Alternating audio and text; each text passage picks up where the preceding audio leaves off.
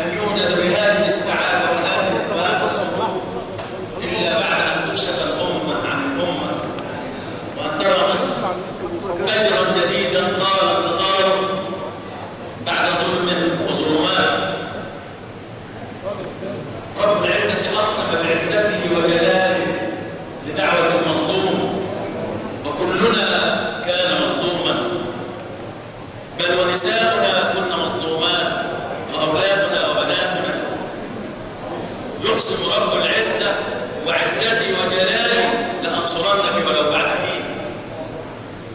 لم يتم انتقاص حقوق المسلمين والمسيحيين بل والمصريين جميعا فقط، وهذا أبغض الظلم. اسمعوا قول رب العزة: ومن أظلم ممن منع مساجد الله أن يذكر فيها اسمه وسعى في خرابها. لم يكن خربها لأنه لن يستطيع ولن يجرؤ ولن يمكن، لأن الله هو الذي أذن لهذه البيوت أن ترفع ويذكر فيها اسمه، ولكن ليأخذ وزر السعي في خرابها ولن تخرب بل ستعمر وتزداد عمرانا. اسمعوا عقوبته: ومن أظلم.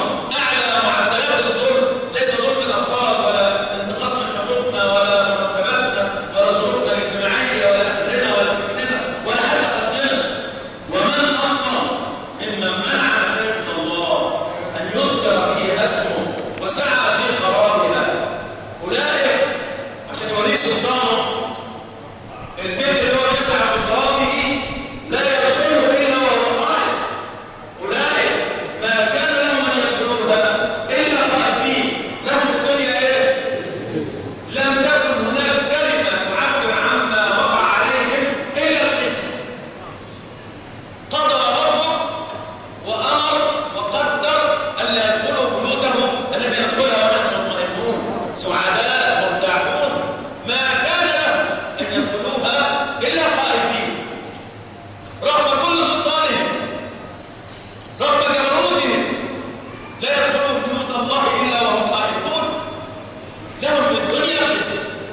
ونتوقف عند هذه الكلمة التي رأيناها وما بقي يعلمه الله.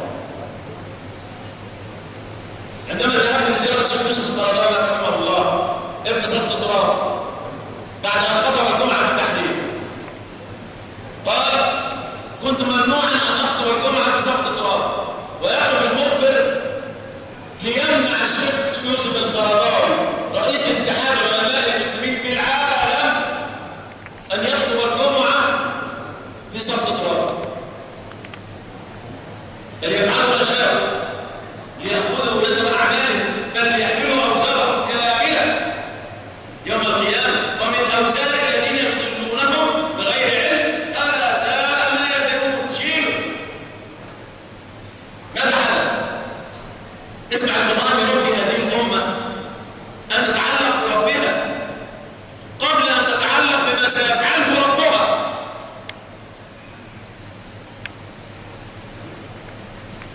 فترى الذين في قلوبهم مرض يسارعون فيه، مش يسارعون إليه، فيه هم كبار يقولون وقالوها والله تقريبا باللفظ: نخشى أن تصيبنا دائرة فعسى إيه؟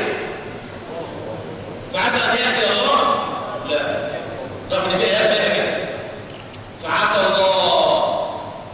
لما الترتيب القرآني يبعث للأمة الكلمة بالشكل ده: يا أمة محمد صلى الله عليه وسلم تعلقي بربك بأسمائه الحسنى، انتظري ربك لا تنتظري الأفعال.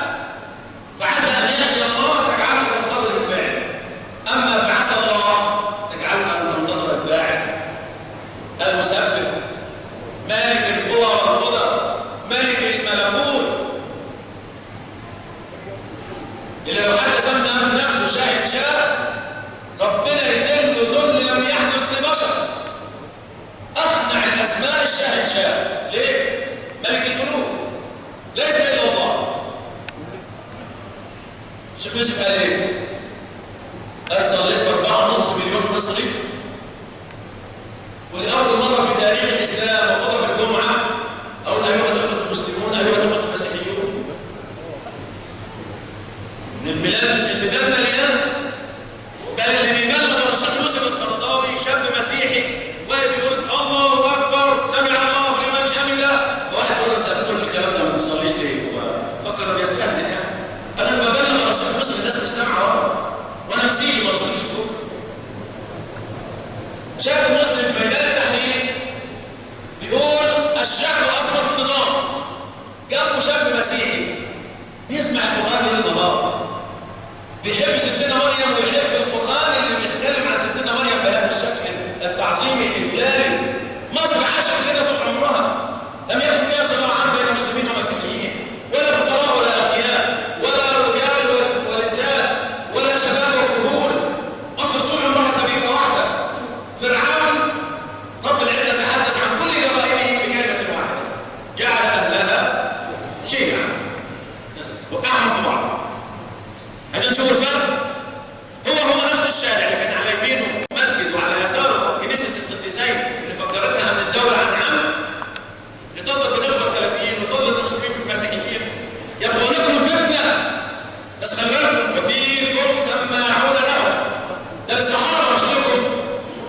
وفيكم سماعون، يعني ايه في ودنك ما تسمع، هتسمع الموضوع هيلف في دماغك، هيستدرجك الشيطان من بابين رئيسيين استدرك منهما اباك وامك، ادم وحواء، باب الشهوات وباب الشكوك والشبهات.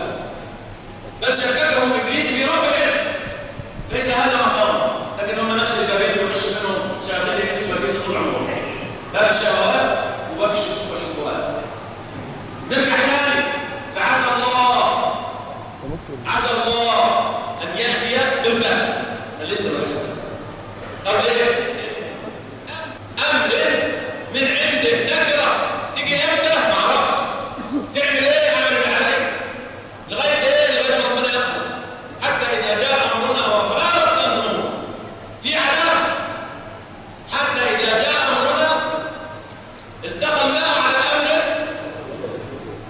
بنصنع سفينة من أرض صحراء. ونجيب خشب ونقطعهم لمؤاخذة نحط اللوح جنب اللوح ونلمهم على بعض على قد ما بنقدر.